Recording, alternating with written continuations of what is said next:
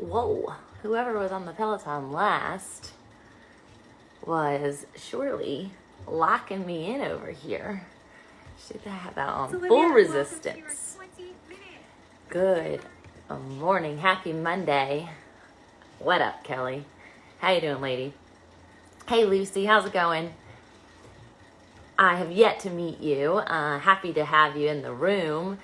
I'm just over here jumping on my Peloton on this Monday morning. I've been doing this for a few weeks now, and I'm actually live on IGT. What's up, brother? Marcus in the house.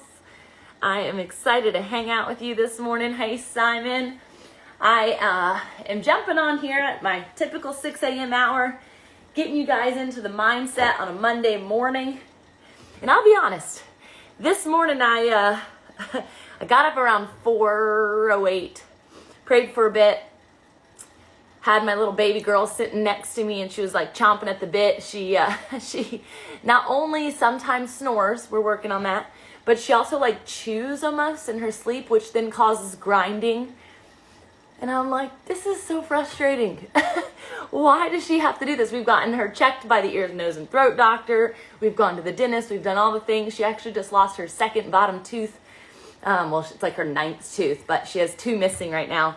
And I keep thinking, the more teeth she's losing, the less likely she's going to grind them. Not true. So I'm laying there and I'm just thinking, I'm like, man, this is going to feel like a Monday. Guess why?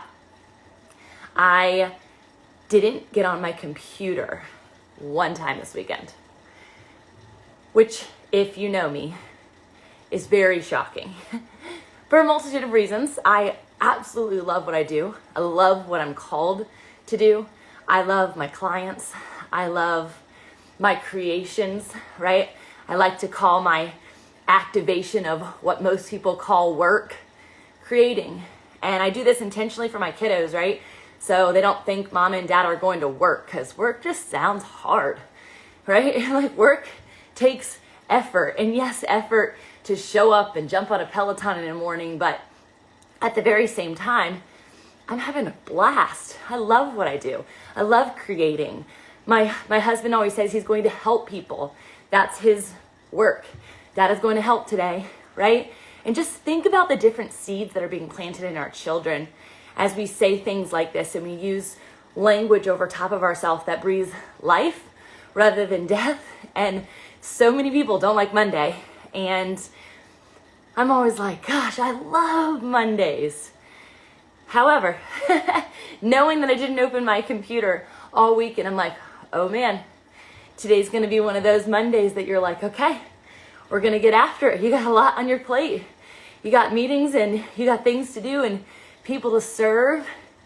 And simultaneous to that, I am on the countdown to my Mexico retreat, where I have 14 women going to Punta de Mita.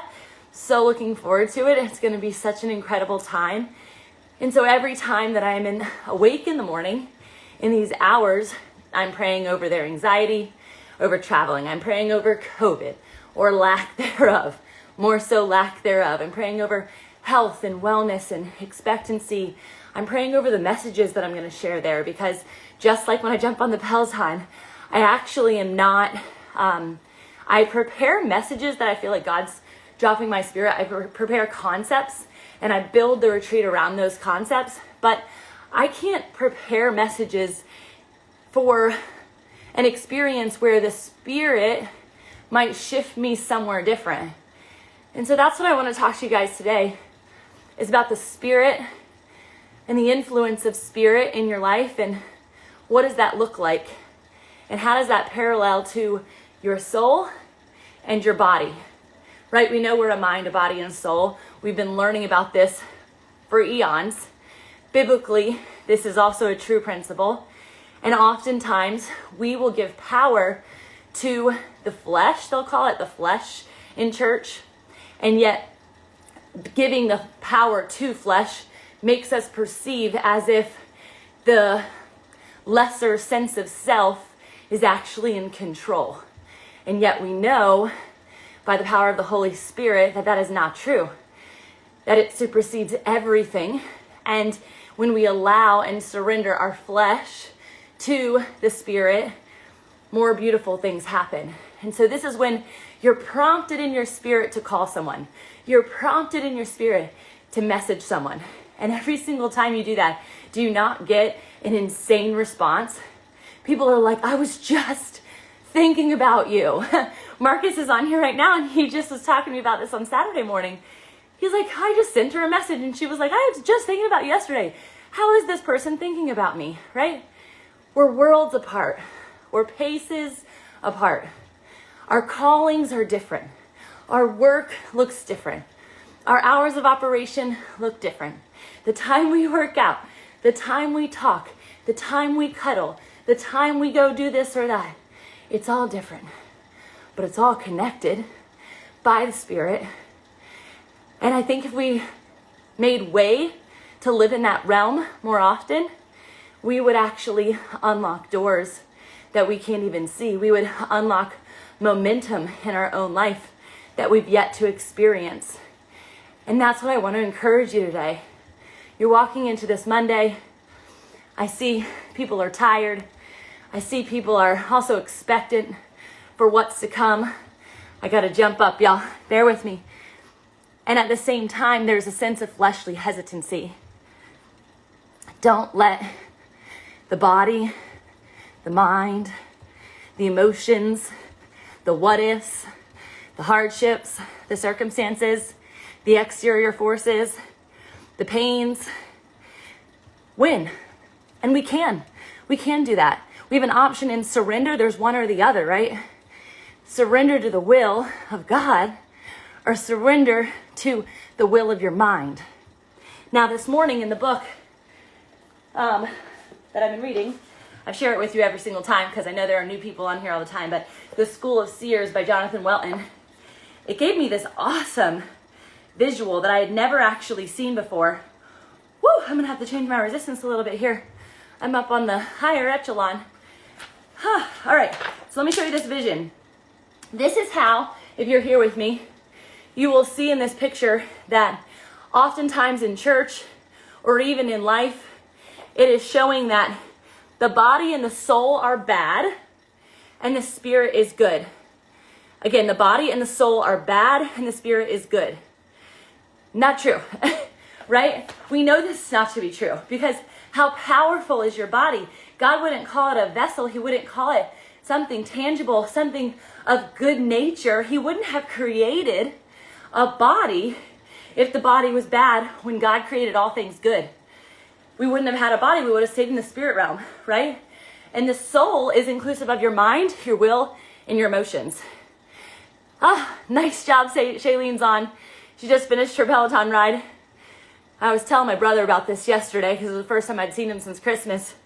And he's like, I would die if I did that. I'm like, yeah, I feel that way sometimes too. But I also feel called.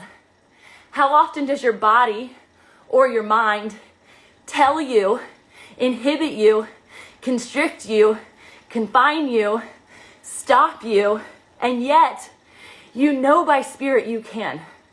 You know that it is possible because you've been summoned to it. Nobody ever thought it was a good idea to get on the Peloton and talk for 20, 30, sometimes 45 if I feel inspired minutes to a bunch of people that you can't see with a ring light in your eyeballs into a clubhouse room where it might not be packed and yet you know that there is purpose. And so I want to encourage you to change your mind over the image. And so if you're watching live on IGT, you're going to see this new image and you will see that the mind or the soul, mind, will, and emotions, the body, and the spirit are on the same playing field, the same line, because God created us with such magnificent intent. And one is not superseding the other, just like the Trinity. Hello, Father, Son, Holy Spirit. There is not a superseding of one depending on the confines of the situation. Jesus shows up, but the Spirit is with him, and God was before him, right? And yet they're all present simultaneously. That's how healing, miracles, all of the experiences that people have with Jesus here on earth, it's because of the connectivity of all three. And so it splits this realm, though, in the image of the half bottom portion of the spirit, soul, and body being quote unquote bad, and the other half being of good nature. So why do I tell you this? Because a lot of times church folk, religious language, will say that the body or the flesh is winning today, right? My flesh won in the kitchen this morning by what I chose. My flesh won when I decided not to go to the gym because my body was tired. That's mind, but still, body leading the movement, right? And yet at the same time, God doesn't want our flesh to control us, our body to control us. He wants us to be surrendered to the connection of body, soul, and spirit. And I promise you, on this Monday, the Spirit is leading you into greatness. The Spirit is leading you into life, not death, momentum, not madness, encouragement, magnificence, not mundane. Come on, I'm pulling from some of the miracle mentality from Tim's story right now. Don't let yourself stay in that realm. Use words. Influence yourself. You have the power to do this. The other book that I'm reading, Choose to Win by Tom Ziglar, is giving quote after quote, example after example of Zig Ziglar and how he's been such an impact to his son. And this morning, they go together, as always. There was this conversation of influence. Influence being two things. Talking about hope and talking about none other than integrity. We talked about this last week and how character is the definition of us actually stepping in to the entirety of our being. And integrity associated to that is saying what you're going to say, doing what you say, and then seeing the influence that comes thereafter. Woo! It's so good. This is the example that Jesus gave us. And therefore we should walk in tandem. We should walk in step to what that looks like. And so hope arises when you're an influencer. Integrity arises when you're an influencer. An influencer by spirit, an influencer by body, an influencer by soul. And so I think often we forget that we have this power, that we have this ability to influence, and we let the components of self that are controlled not by God, but by the evil spirits. And yet, when you look at that diagram that I showed you, good always supersedes bad. What are you surrendered to? What are you surrendered to? Are you surrendered to the okay life? Are you surrendered to the good life? The good life, I want that so badly for you, right? I want that for myself. And so when I step into a Monday thinking, oh man, I haven't opened my computer all week, instead of feeling like I have something hard ahead of me, like my schedule's gonna get the best of me, like my energy is already depleted and I haven't even started, I am sitting in gratitude. You guys know the power of gratitude. I am sitting in reflection of the energy I now have because of the actions I took on Saturday and Sunday.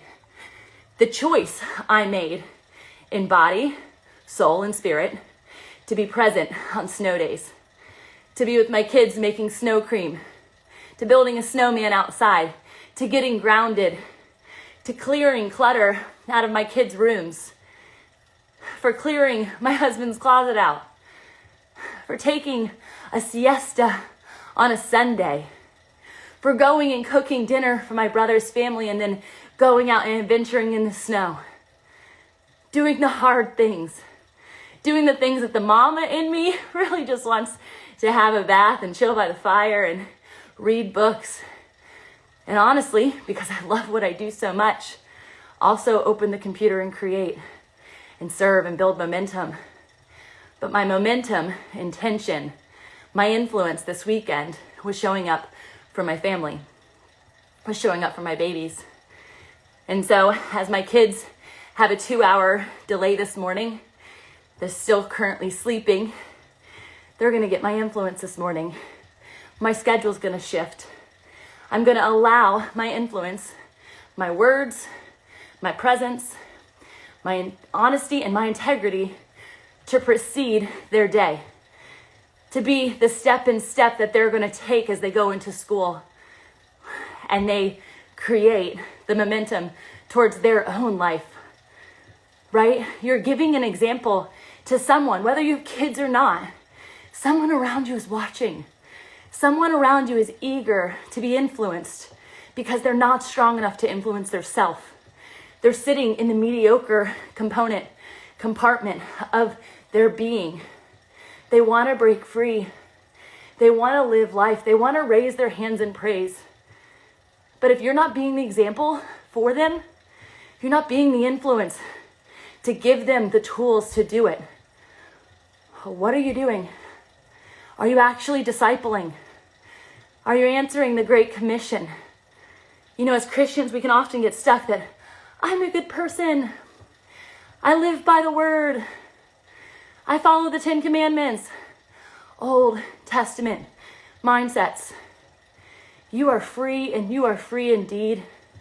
And therefore your actions, parallel to your integrity, inclusive of your body, call you higher. It calls you higher. And you don't get the option to stay confined in the cell that you've created for your life. We need you. The army needs you. The momentum of the kingdom needs you. And someone's waiting for you to respond, to stand up off your Peloton and breathe a little harder and be above cadence in your life. If you're above cadence, let's talk about the Peloton real quick. This is a good analogy. Just came to me because I was thinking about all the people who attach their children to the back of their golf carts or their four-wheelers or their tow trucks this past weekend, and we're watching them sled or snowboard behind them. Do you think that if you're not above cadence, if you're just getting by, if you're barely there, if you have a case of the Mondays, that you're able to pull anybody behind you? That you're able to hustle and run and be ahead of the game? To say, come on, if I'm not influencing you, if I'm not capable of pulling you behind me, what am I capable of? Sometimes I get it. You're in a season where the only thing you are capable of is standing up on your own 2 feet, is breaking free of the boundaries that you've boxed yourself in or other people have boxed you into. I get that. But the only way that you can show up like that is because there's been an example before you. Because you've seen somebody else rise to the occasion and say, I can because they can. Hey, Michael, good morning, brother. Good to see you. I'm on the upward climb this Monday morning, and I ain't gonna let it stop me. I'm going in hard. I'm going in strong. Because guess what? If you start your Monday on an incline and you're not afraid of the mountain ahead, by Wednesday, that's only 2 days of the uphill mountain. By Wednesday, I'll be coasting. And my coast is going to control your momentum, not because I need to control your outcome, but because I can influence your outcome. We have that power by the gift of the Holy Spirit to show up. Mind, will, emotions as your soul, your body as the physical example of growth and sustenance, and your spirit connected to God the Father. Woo, I need a drink. Are you getting this? Are you picking up what I'm putting down? We say that the enemy is winning, but when I look around, man, oh man, I see an army on the rise. I see a kingdom call that's being established in the hearts, in the minds, and the bodies of influencers. Influencers who are ready to take the mountains and they're not afraid to climb. They're not afraid to go the long way up. They're not afraid and they're not tired, because my endurance doesn't come from solely me. Yes, my movement matters. Yes, the day by day obedience matters. But at the end of the day, I rely on God, y'all. My influence connected to my honesty and my integrity, my action and my movement becomes the momentum for you. So when I show up on a Monday, when I don't have to, when the lesser version of self, when the flesh calls me back to the sheets, when the flesh calls me back to the fire, what do? I choose to win. I choose to win. And guess why I choose to win? Because the battle's already been won. I'm just following in tandem to what he's already done. What he's already done for you. And he's doing the same thing in what might feel like your mundane work. What if your work was meant to cause miracles? What if your work was the gate for other people to create life in their circle of influence? I had Dave Meltzer on the podcast last week. Fit and Faith podcast. If you've never listened, we've got over, I think, 220 interviews for the last 3 years thus far. It's an amazing show, and I constantly say in a spirit of conviction to learn, to grow, to be sharpened. Whether they call themselves Christian or not, I think that there is an opportunity for us to learn from every realm, from every religion, and yet what we have the gift of doing is paralleling that to the Bible, the living word. And so I had Dave Meltzer on last week. He's an amazing man, and he has a desire. He's on a mission to affect 1 billion lives. 1 billion. I thought my millions was something big, but 1 billion people, guess how? Not to go shake hands with 1 billion people, not to travel the world, though he does, and I will too, but to affect 1,000. Just 1,000. If he affects 1,000, that affect 1,000, that affect another 1,000, he's hit 1 billion. And so I'm in momentum today to touch 1,000 people who will create ripple effects for 1,000 people who will help generations to come, billions to come. And I love happiness. I love his mission. I was on another podcast, awkwardly enough this week, not even realizing the connection until right now, called Happy Hustle. And y'all know my feeling about hustle, but I was saying, when he asked me, what do you think about happy hustle? What does that mean to you? And I said, well, I've lived a life of happiness. I've lived a life of plastering on a smile because the world asks me to, because they say cheese, and so I do it. But I know a deep joy, a joy that arises in my spirit every single day when I'm sleeping next to my baby who's grinding her teeth, and I am just praising God. Praising God for her life, praising God for the fact that I get to be a mama when so many people haven't had that blessing yet, or they haven't looked at it through spiritual eyes, because I bet you're a mama to many without maybe even realizing. That spirit of gratitude, but joy connected to what I don't believe is hustle. Hustle is different than grit, y'all. It takes grit to get on this bike. It takes grit to wake up early every morning and be an example and an influence. It takes grit to be a mom. It takes grit to create on a daily basis massive impact for billions of people.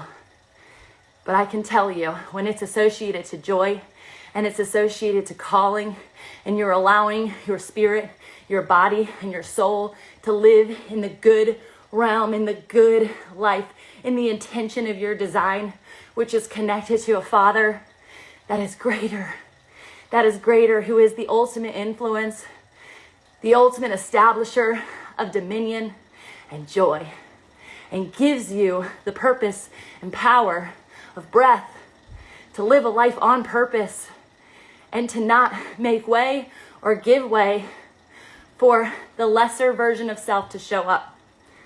I stand on top of that version. I stand on top of that shame. I stand on top of any barrier that's been in my way in the past, because I know there is more. And I know on the days I'm weak, he will lift me higher, because I'm surrendered. And so can you be, my friend. And so can you be. Oh man, I pray this is meeting someone today. I pray that you are energized and accelerized into your week. I pray that you are ready to take action. I pray that you are ready to be persistent, because persistent pursuit makes permanent action. Stop seeking perfectionism. Stop seeking a miracle Monday when it might just be mundane, but you are the miracle. You are the miracle. You are the miracle. All right, all right? Own that today and influence every atmosphere that you step into by the power of your body, by the strength of your soul, and by the Holy Spirit that infuses you. This was a quick ride today, y'all. 27 minutes. That's under par for me. 20 is always my goal, but it's been a great day thus far, and I'm only 3 hours in. Hoorah! Love you guys.